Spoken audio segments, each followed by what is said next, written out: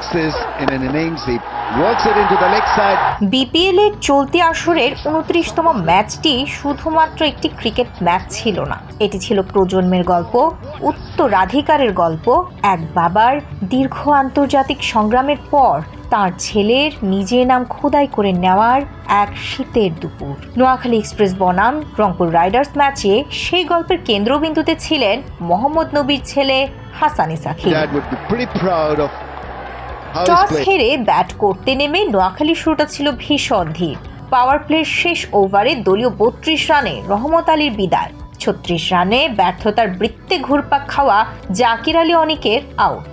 সব মিলিয়ে চাপটা তখন পুরোপুরি নোয়াখালীর কাঁধে। প্রথম 2 ওভারে মাত্র 3 রান, 6 ওভারে 33। স্কোরবোর্ডে হতাশার ছাপ স্পষ্ট। ঠিক সেখানেই দৃশ্যপটে আসেন হাসান ইসাখিল ও অধিনায়ক হায়দার আলী। একজন তরুণ বাবার নামের ভার কাঁধে নিয়ে খেলছেন নিজের ক্যারিয়ারের অনেক গুরুত্বপূর্ণ এক ম্যাচ। অন্যজন দায়িত্বশীল অধিনায়ক, যিনি জানেন কখন ঝুঁকি নিতে হবে, কখন সঙ্গীকে সময় দিতে হবে। শুরুতে দেখে শুনে খেলা ইসাখিল ধীরে ধীরে বদলে দেন ম্যাচের গতি, আর হায়দার উইকেটের গুরুত্ব বুঝে রানের চাকা সচল রাখেন নিখুঁতভাবে। এরপর যা ঘটেছে সেটি বিপিএল ইতিহাসে জায়গা করে নেবে বিশেষ অধ্যায় হিসেবে।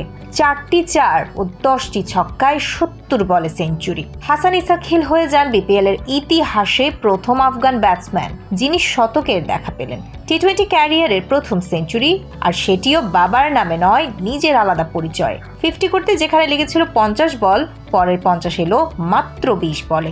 যেন আত্মবিশ্বাসের বাঁধ ভেঙে গেল হঠাৎ করে। 20তম ওভারে আকিব জাভেদের প্রথম 2 বলে ছক্কা, তৃতীয় বলে ডাবলস। সেঞ্চুরি পূর্ণ হতে গ্যালারিতে নীরব বিস্ময়। এই বিপিএল এর অভিষেক ম্যাচে যিনি অল্পের জন্য সেঞ্চুরি পাননি, সেই ইসাখিল এবার আর সুযোগ ছাড়েননি। আর এই সেঞ্চুরির নীরব নায়ক ছিলেন হায়দার আলী। 32 বলে অপরাজিত 42 রান করে যিনি তরুণ আফগান ব্যাটারকে দিয়েছেন নিখুঁত সঙ্গ। শেষ পর্যন্ত মাত্র 2 উইকেট হারিয়ে 20 ওভারে 173 রান তোলে নোয়াখালী এক্সপ্রেস।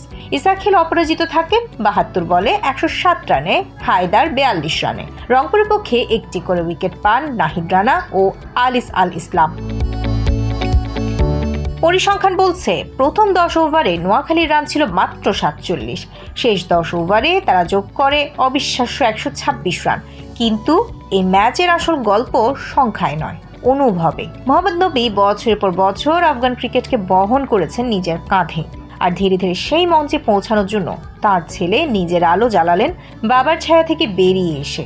হাসান ইসাখিলের এই সেঞ্চুরি এক প্রজন্ম থেকে আরেক প্রজন্মের স্বপ্ন পৌঁছে দেওয়ার মহাকাব্যিক এক গল্প হয়ে থাকলো।